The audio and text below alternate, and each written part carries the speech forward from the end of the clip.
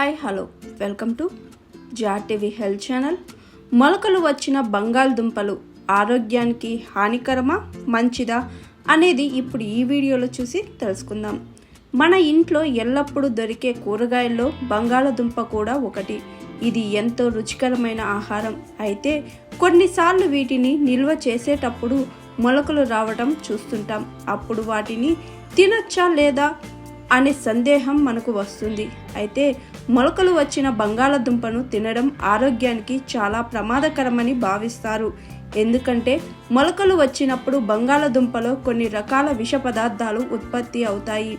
బంగాళదుంపలు మొలకలు వస్తే వాటిలో సొలానిన్ అనే విష పదార్థం ఉత్పత్తి అవుతుంది. ఈ సొలానిన్ ఎక్కువగా ఉండటం వల్ల మన ఆరోగ్యానికి హానికరం.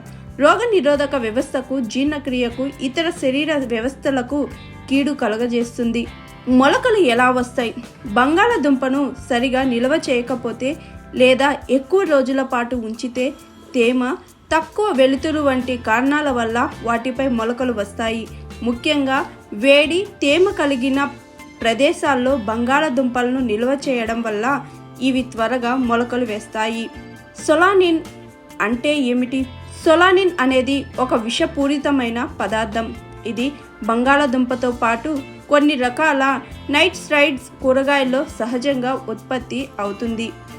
మొలకలు వచ్చినప్పుడు లేదా పచ్చగా మారినప్పుడు బంగాళదుంపల్లో సొలానిన్ స్థాయిలు పెరుగుతాయి.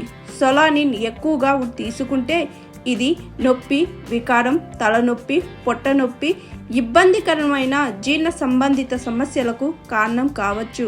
బంగాళదుంపల్లో సొలానిన్ ప్రమాదాలు. జీర్ణ వ్యవస్థలు సొలానిన్ తీసుకోవడం వలన అజీర్తి, కడుపు నొప్పి, వికారం వంటి సమస్యలు కలగవచ్చు.